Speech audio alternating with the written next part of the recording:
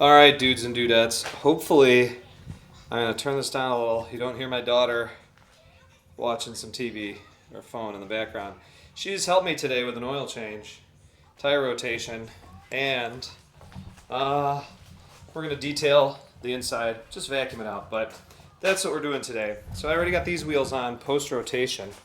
And what I want to show you are the different suspension components we talked about in class. So, taking a look, you hopefully know what a brake rotor is, your brake caliper. But suspension unit wise, this is kind of like a rear strut right here. And if I could get in there good enough, you could see it just anchors into the inside of the trunk. And I'd pull out my trunk liner, but I got a tire and wheel in there now. And then it comes down where it anchors to, this knuckle right here. So that is your rear knuckle or rear hub. But notice this is not a McPherson strut. You have a lower control arm right here. You have your spring.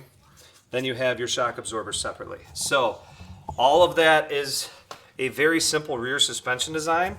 Let me see if I can get under the car easily. I'm actually going to detach my tripod if I can, and that will make things significantly easier. All right, so getting under the car now, you can see, as we also talked, we've got the rear subframe here.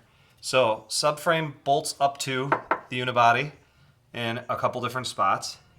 Got a control arm coming off of it here. Sandwich spring design with the gas strut, or we'll call it just a shock absorber in this case. So it is the same on both sides. So I zoom in here a little bit for you. You can see it's pretty simple design. Some of your cars will have just a beam that goes across with the shock absorber and the spring or rear strut in the back. So pretty straightforward and simple.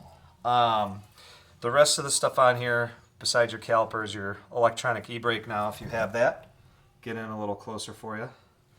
If this is super choppy, I apologize. The screen on the back of this camera is horrendous. And then other suspension parts are right here. Let me get in. That is your anti-sway bar. It goes across the back to the other side, and what that does is it connects the two sides, or the two wheels, so that if this wheel comes down, it'll pull that wheel up. If that wheel goes down, pulls this wheel up to level out the car, depending on the situation you're in. So let me crawl back out from underneath. Try not to get you guys seasick. And also, I guess, Honda would probably call it something different, but you don't have the single control arm. All of this also keeps this knuckle in place. So you can see there's more precise and multiple points of holding this whole assembly in position. After this, we're going to take a look at the front. I'm going to see if I can get my wife out here to turn the wheel so you could see the entire strut assembly.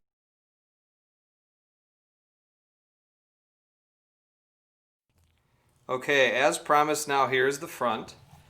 The strut, as I tried to show you the other day on the infowebs or whatever you want to call it, the strut goes through what's called the strut tower on both sides of the hood. So you have one there, you have one there, and on a used front wheel drive car, you really want to make sure there is no rust here whatsoever. So if you undid these three bolts, this whole thing would drop down. And what are you looking at? You are looking at the strut. So the strut goes up through the top, bolts in with those three bolts. Here's the spring. Sorry, we should call it the strut assembly because that's what the textbook and presentation say. There's your bellows or your baffle or whatever. The shock absorber goes into, I'm going to zoom out, into the steering knuckle here. So you can see everything's kind of bolted to this knuckle. So this is a pinch bolt with one bolt. If you loosen this up and drop those three bolts, you would be able to pull this strut assembly outside of the steering knuckle. Steering knuckle comes down to a bearing where there's a spindle, and that has your 5 lug nuts on it, sometimes 4. Rotor bolts to that, as does the caliper mounting bracket from the brakes and the caliper going to that. Your ABS sensor and brakes come in the back, so ABS and brakes, knuckle. And then we get to, as I showed you the other day, the control arm. So here's where that control arm bushing is. Arm comes out, And then there's a second arm point right in there. Also, you could see, what is this snaky looking rod? That is actually your sway bar for the front, which is tied to the sway bar end links. These have gotten absurdly long over the years. If you drive a older car, these links right here will actually be about 3 to 4 inches long. All right, and then the top of the strut has a strut tower bushing. And my wife in the vehicle is going to slowly turn to the right, so you could turn a little faster. And you can see the whole strut assembly is moving, and it's gonna hit the stop at the end. Here's your tie rod, which is controlling your steering. That's good, hold it there for 1 sec. You've got your front wheel drive axle coming in right here to the boot. So that's your CV axle, or constant velocity axle. That's your CV boot. Again, here is your ABS wheel speed sensor. Man, this is rusty for a 2016.